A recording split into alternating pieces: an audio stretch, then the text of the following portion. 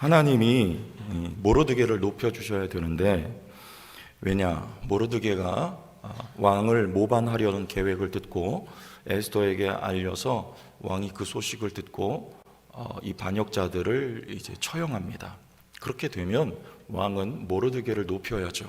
근데 오늘 본문에 보면 모르드게가 아니고 1절에 그 후에 아하수에로의 왕이 아각 사람 함므다다의 아들 하만의 지위를 높이 올려, 이렇게 말씀합니다. 모르드게가 아닌 하만의 지위가 높아질 때, 여러분 모르드게 마음속에는 어떤 생각이 들었을까요? 하나님이 높여주실 때 높여주시는 것이죠. 우리의 생각하고는 하나님의 계획은 전혀 딴판일 경우가 많음을 말씀을 통해서 다시 한번 확인할 수가 있습니다. 만약에 이때 모르드게를 하나님이 높여주셨다면 하나님의 계획이 무산되는 결과가 되는 것이죠. 하나님의 계획은 이 아각 사람 하만을 죽이는 겁니다. 하나님은 아말렉을 대대에 진멸하리라 하셨던 그 말씀을 이루셔야 하기 때문에 잠시 모르드게를 낮추고 하만을 높였다가 이제 하나님의 섭리 속에서 하만을 나무에 매달아 죽이고 이 유다인들을 살리는, 또 한 가지 계획은 뭐냐면 그 절체절명의 위기 속에서 하나님은 자기 백성을 그 시련 가운데 훈련하시는 그 자기 백성을 향한 하나님의 계획이 또 한 가지가 있었기 때문에 지금 당장 하나님은 모르드게를 높이지 않고 하만을 높이셨던 것을 볼 수가 있습니다. 언제 높아질까요? 우리 10장 3절 보면 높이실 때가 있어요. 보여주세요. 10장 3절. 유다인 모르드게가 아하수에로 왕이 다음이 되고, 뭐가 돼요? 요셉 시절로 말하면 총리 대신이 된 겁니다. 요셉처럼 다음이 되고 유다인 중에 크게 존경받고 그의 허다한 형제에게 사랑을 받고 그의 백성의 이익을 도모하며 그의 모든 종족을 안위하였더라. 이렇게 하나님은 당신의 선한 뜻을 협력하여 이루게 하시기 위해서 이때는 높이지 않고 모든 역사가 다 지나간 다음에 때가 되어서 하나님의 때, 하나님은 모르드게를 높여주셨던 것을 볼 수가 있습니다. 우리 하나님 말씀에도 너희가 능하신 손 아래서 겸손하라, 때가 되면 너희를 높이시리라, 주님이 말씀하셨던 것처럼 하나님이 낮추실 때는 겸손이 낮아지고 또 때가 되어서 하나님이 높이실 때 높여주시는, 그래서 그때는 정말 모든 것이 이롭게 되는, 백성도 위하고 왕도 위하고 자신도 위하게 되는 하나님의 큰 은혜가 그때 있음을 기억하고 우리가 나가야 할 줄로 압니다. 두 번째, 우리 이 모르드게의 믿음을 보세요. 2절, 대궐문에 있는 왕의 모든 신하들이 다 왕의 명령대로 하만에게 꿇어 절하되 모르드게는 꿇지도 아니하고 절하지도 아니하니. 모르드게는 왜 하만에게 꿇지도 않고 절하지도 않았을까요? 몇 가지 견해가 있어요. 하만은 아각 사람이죠. 아말렉 사람이기 때문에 우리 좋지 않은 과거가 있지 않습니까? 이스라엘 백성과 적대적인 관계 속에 있었고, 또 사울 시대에 이 아말렉 사람을 진멸하지 않았던 그런 일들을 기억하며 모르드게는 무릎 꿇지 않았다, 이런 이야기가 있고, 또 하나는 당시에 이 페르시아 왕은 자신을 신적 조언자로 여겼는데 왕 다음으로 높인 이 하만이 모르드게와 다른 사람들에게 마치 그와 같은 요구를 했기 때문에 모르드게는 절하지 않았다. 두 번째 견해라고 저는 생각을 해요. 왜냐하면 4절에 보면 날마다 권하되 모르드게가 듣지 아니하고 자기는 유다인임을 알렸다 그래요. 유다인은 유일신 하나님을 섬기죠. 그래서 왕을 우상처럼 섬겼던 그들에게, 또 그 다음 권위자였던 하만에게 모르드게는 절대 무릎 꿇지도 머리를 조아리지도 않는 신앙의 절개를 지키기 위해서였다라는 것을 우리는 알 수가 있습니다. 여러분, 그런데 이 믿음이 어디서 났을까요? 당시에 페르시아 출신입니다. 바사 땅에서 나고 자랐어요. 유다 땅하고 아무 관계가 없어요. 물론 우리가 추측하건대 부모님들에게 유대인 신앙 교육을 보잖아요.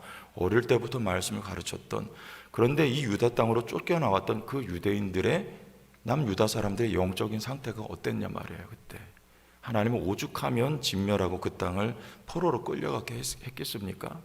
그러나 이 페르시아 땅에서 태어나서 자란 이 모르드게와 에스더에게 이와 같은 참 귀한 믿음이 있었다는 거예요. 여러분, 믿음이라고 하는 건 우리가 하나님이 주시는데, 특별히 이세벨이 엘리야 죽이려 할 때 도망가면서 이 엘리야가 뭐라 그래요? 선지자가 다 죽고 이제 나 하나 남았습니다. 그래요. 나 하나 남았습니다. 근데 하나님 뭐라고 말씀하십니까? 내가 이스라엘 가운데 몇 명을 남겼다? 7,000명을 남겼다. 바알에게 무릎 꿇지도 않고 입 맞추지도 아니한 자들이다. 누가 남겼다? 하나님이 남기십니다. 이 남은 자들이 있는 거예요. 이사야서 6장 13절에 다 베어버려도, 우리 한번 말씀 보세요. 그 중에 10분의 1이 아직 남아있을지라도 이것도 황폐하게 될 것이나 밤나무와 상수리나무가 배임을 당하여도 그 그루터기는 남아있는 것 같이 거룩한 씨가 이 땅의 그루터기니라. 이 포로로 끌려간 이 사람들 10분의 1조차도 남기지 않고 하나님이 다 베어버리신대요. 그런데 그루터기, 곧 씨앗은, 거룩한 씨는 하나님이 남겨두신다고 합니다. 왜요? 주님이 오셔야 되잖아요.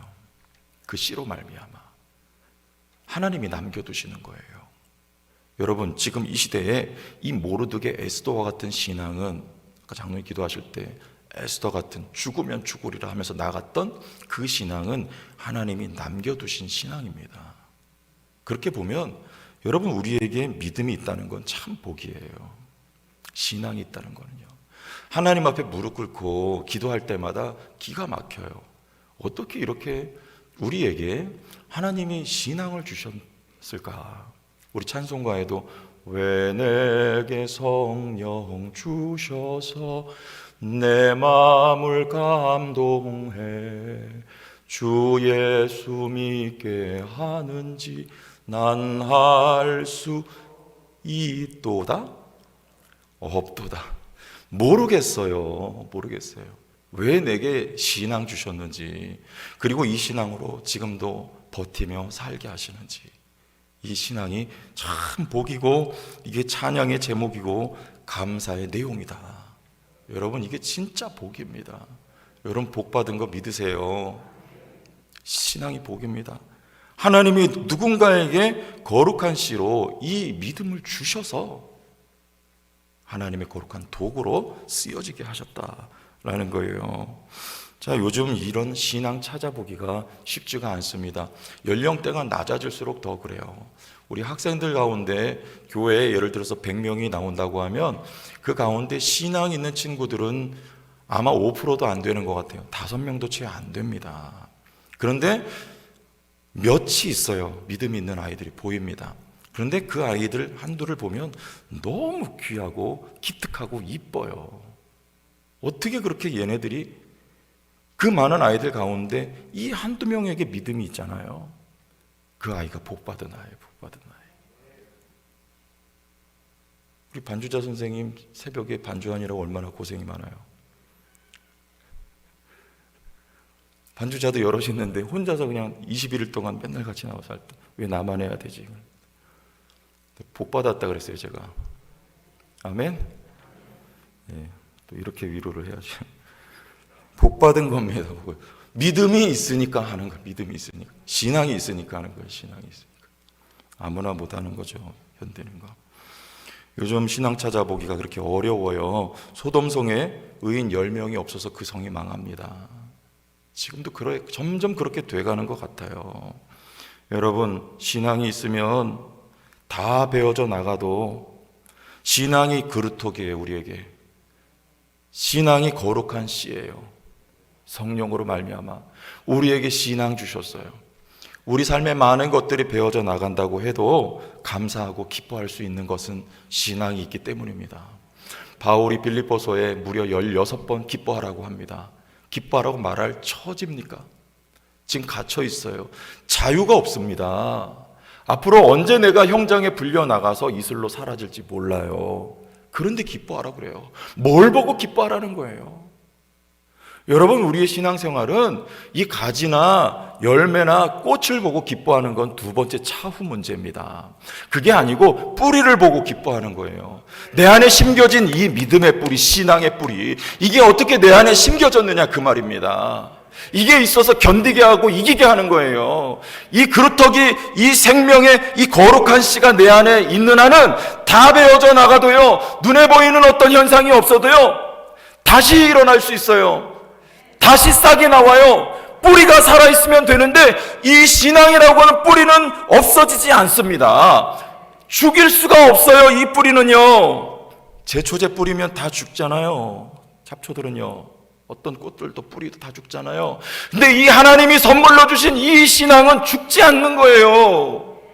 마귀가 죽이려고 하잖아요, 지금 하만 통해서. 그런데 놀라운 건 더 살아요. 더 살아. 기적과 같은 거예요. 그래서 바울이 그 신앙 안에 계신 그리스도를 보고 기뻐하라고 말할 수 있었던 거예요. 여러분, 신앙이 있으면 실패했다가도 다시 시작할 수 있어요. 우리 살다 보면 죄 좀 지울 수 있습니다. 그러나 과거에 매어 살지 말아요. 다시 일어나면 돼요. 털어버리면 돼요. 다시 시작하면 돼요. 여러분, 사업하다가 안 돼도 이 신앙이 있으면 다시 일어날 수 있습니다. 마음이 힘들다가도 신앙이 있으면 다시 회복돼요. 주님 앞에 나와서 주여 주여 부르짖어 보세요. 주님이 여러분 마음 위로하여 주시고 다시 회복시켜 주세요. 신앙의 힘입니다. 신앙이 있으면 되는 거예요. 좌절할 필요가 없어요. 내 인생의 그루터기, 내 안에 심겨진 거룩한 씨, 신앙이란 말이에요. 이게 축복입니다. 근데 이 축복을 누가 시기하는 줄 알아요? 마귀가 제일 싫어하고 뺏으려고 하는 게 이 신앙이에요. 왠 줄 아십니까? 우리에게 있는 신앙은 하나님하고 찰싹 붙이는 접착제예요. 이게 접착제. 하나님이 우리에게 신앙 주셔서 우리에게 신앙이 있으니까 하나님을 늘 찾아요. 부르짖어요. 밤이 맞도록 부르짖을 수 있고요. 하나님을 의지하게 만드는 게 바로 이 신앙, 믿음이란 말입니다. 왠지 몰라요. 신앙이 있으면 하나님을 찾게 돼 있어요. 하나님을 의지하게 돼 있어요. 신앙이 없으면 하나님 없어도 내가 스스로 독단적으로 살아갈 수가 있단 말입니다. 그런데 신앙이 있으면 절대 의존적이 돼가요. 하나님 없으면 난 못 삽니다. 이 고백이 우리의 입술에 달려지게 되어 있어요. 그게 신앙이에요. 그래서 마귀는 어떻게 해서든 이 신앙을 무너뜨리려고 하는 거예요. 근데 그게 무너집니까? 여러분, 신앙의 불쏘시개는 뭡니까? 우리 신앙이 이렇게 불타오르고 부흥하다가 또 사그라들 수도 있어요. 이스라엘 백성이 부흥하다가 다 잘려져 나가고 그루터기만 남는 것과 마찬가지입니다. 그러나 이게 없어지질 않아요. 하나님이 살려두세요. 이 불쏘시개가 뭐예요? 첫째는 말씀이요, 두 번째는 기도예요. 말씀과 기도로 말미암아 우리 신앙이 점점 불타오르는 것입니다. 우리 교회 그래서 기도가 그쳐지면 안 될 줄로 믿습니다. 기도가 더욱더, 말씀이 더욱더, 말씀과 기도로 성령이 역사하고 신앙이 점점 불타오르게 되는 것이며, 두 번째는 시련이에요. 시련. 여러분, 시련을 통해서 우리의 신앙이 마치 욥의 고백처럼 시련 가운데 정금같이 우리 신앙이 점점 보배롭게 되는 겁니다. 이 모든 것, 말씀과 기도와 시련은 성령의 사역이에요. 성령이 역사하신단 말입니다. 이것을 통해서 우리의 신앙이 점점 더 이렇게 불타오르게 되는 거예요. 그런데 놀라운 하나님의 섭리는 뭔지 아세요? 우리의 시련이 어떻게 옵니까? 오늘 말씀해 보니까 왜 여기 이 모르드게가 당장 높아지지 않고 하만이 높아지냔 말이에요. 이게 하나님의 전체 주권 속에 있지만 마귀는 또 그렇게 역사를 합니다. 우리에게 시련을 마귀가 가져다 줘요. 하만을 통해서 죽이려고 하는 거예요. 절하지 않았다고 모르게만 어떻게 하는 게 아니라 이 유다인 전체를, 온 페르시아 땅에 거하고 있는 이 전체를 다 말살시켜버리겠다는 거예요. 멸족을.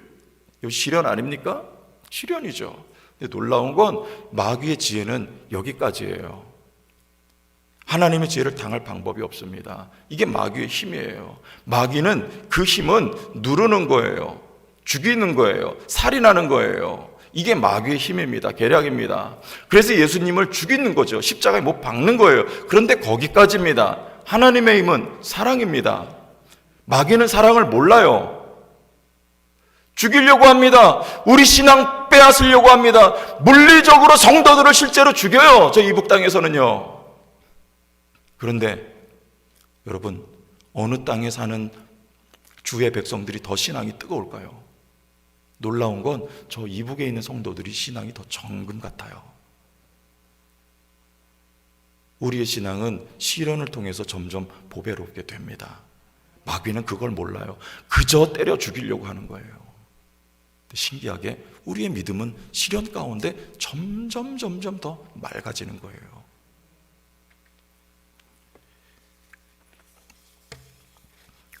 가인이 아벨을 쳐 죽입니다. 뿌리가 거기에요. 신앙을 눈뜨고 못 봅니다. 아벨은 믿음이고 신앙이에요. 히브리서에 아벨은 믿음으로 하나님 앞에 제사 드렸다고 합니다. 그런데 그 신앙, 그 믿음을 시기하고 질투하는 게 마귀예요. 빼앗으려고 해요. 그가 할 수 있는 방법은 쳐 죽이는 것밖에 없어요. 그런데 없어집니까? 하나님이 살아계시고 주관하시는 한은 없어지지 않아요. 하나님이 그 자리에 또 놓아둬요. 뭘요? 믿음을, 신앙을. 누굽니까? 셋. 그 이름이 놓였다는 뜻이에요. 누가 놓아요? 하나님이 놓습니다. 없어질 수가 없어요. 바로는 유대인 영아 살해 계획을 세워요. 그러나 하나님이 주관하고 계신 한은 히브리 산파들을 통해서 아이들을, 남아들을 보호하시고, 특별히 모세를 갈대 상자에 담아 하나님이 보호하시고 구원하세요. 왜? 이건 생명선이에요. 절대 좌초되지 않아요. 목적지에 다다를 때까지 하나님이 주관하시고. 왜? 신앙이기 때문에, 믿음이기 때문에 하나님이 보호하십니다. 바울이 가는 곳마다 왜 시련을 당합니까? 죽이려고 하는 거예요. 먹지도 않고 마시지도 않고 40명이 바울 암살하려고 쫓아다닙니다. 시련 아닙니까?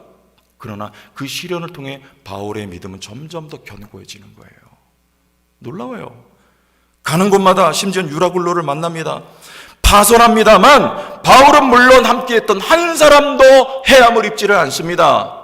왜냐하면 바울이 움직이는 곳마다 바울 안에 그 신앙, 그 믿음 담고 다니기 때문에 그래요. 어디에 이걸 전해줘야 되기 때문에, 로마에 가서 전해줘야 되기 때문에. 바울이라고 하는 인생은 생명호송선이에요. 그래서요, 그 배는 하나님이 지키십니다. 바울아, 두려워하지 말라. 내가 로마도 보아야 하리라. 하나님이 지켜주신단 말이에요. 그 시련 가운데 바울의 믿음은 점점 더 뜨겁게 불타오르는 그런 신앙이 되는 거예요. 예수를 십자가에 못 박아요. 예수님은 고난이에요. 시련이에요. 그러나 그 안에 더 그 생명력은 활활 타오릅니다. 마치 민들레 꽃처럼 신앙이 예수님의 십자가 죽으심으로 말미암아 온 세계에 펼쳐지는 거예요. 마귀는 예수를 십자가에 못 박았으나 그 믿음은 저지하지 못하는 것. 하나님의 우리에게 주신 신앙이 그렇단 말입니다. 보배로운 선물이에요. 믿음이에요. 생명이에요. 마귀가 아무리 역사하고 우리에게 시련과 고난을 주어도 이것은 없애지 못하는 거예요. 여러분 받은 신앙이 복인 줄 믿으시기 바랍니다. 이 뿌리가 살아있으면 돼요. 다 사라져도 이 뿌리가 살아있으면 다시 시작합니다. 다시 일어설 수 있어요. 우리 영혼이 다시 소성케 돼요. 우리 육신조차 제거돼도 우리 다시 부활합니다. 여기 우리에게 주신 신앙이요, 믿음이에요. 얼마나 감사한지 모르겠어요. 생각할 때마다 너무너무 감사합니다. 여러분이 감사가 여러분에게 전달되었으면 좋겠습니다. 감사하세요. 감사하세요. 축복이에요. 하만은 1만 달란트를 아하수엘에게 줍니다. 그러면서 당신 법률을 어기는 민족이 있으니까 이 사람들 진멸시키세요. 아하수엘가 어떻게 합니까? 반지를 빼서 하만에게 줘요. 무슨 뜻이에요? 네 맘대로 하란 말이에요. 이제 일이 벌어집니다. 이때 하만은요, 쾌재를 불렀을 거예요. 이제 내가 이것들을 다 죽이겠다. 그러나 자기 죽는 줄은 모르죠. 유대인들을 달아 죽이려고 세웠던 그 나무에 결국엔 자기가 달려 죽습니다. 하나님은 하나님 백성들을 죽이려고 하는 그 마귀의 계계를 반드시 진멸하는 거예요. 하나님 바벨론을, 하나님은 페르시아를, 하나님은 그리스를, 하나님은 로마를 이 땅에 존재하지 못하게 이미 역사 속에 하셨습니다. 하나님은 원수 마귀들 마지막 때 반드시 심판하실 거예요. 여러분, 최후의 승리는 성도에게 있음을 오늘 말씀을 통해서 믿으시길 바랍니다. 시련이 있어도 어려움이 있어도 여러분 안에 믿음과 신앙이 있는 한은 여러분 최후 승리하게 되어 있어요. 다시 일어설 수 있게 되어 있습니다. 여러분, 믿음 붙들고 승리하세요. 삶이 어렵잖아요. 어제도 그제도 전화 받아요. 어머님이 아까 우리 기도했잖아요. 지금 어려운 상황에 있어요. 또 어떤 분은 또 암이 또 생겼어요. 또 새로운 환우가 또 생겼어요. 암 환우가. 여기저기서 어렵다는 일들이 여러분 들려옵니다. 그러나 여러분에게 잊지 마세요. 주님이 넣어주신 신앙이 있음을 기억하세요. 그 신앙으로 어려운 거 이길 수 있어요. 넉넉히 이길 수 있어요. 왜냐? 로마서 8장 38절 39절 같이 읽어요. 시작. 내가 확신하노니 사망이나 생명이나 천세들이나 권세자들이나 현재일이나 장래일이나 능력이나 높음이나 깊음이나 다른 어떤 피조물이라도 우리를 우리 주 그리스도 예수 안에 있는 하나님의 사랑에서 끊을 수 없으리라. 우리를 사랑한다는 표시로 하나님 우리에게 신앙 주시고 믿음 주셨어요. 그 신앙으로 하나님과 하나 되게 하셨어요. 예수 그리스도와 연합하게 하셨어요. 연결되게 하셨어요. 그 사랑의 끈은 아무것도 끊을 수가 없습니다.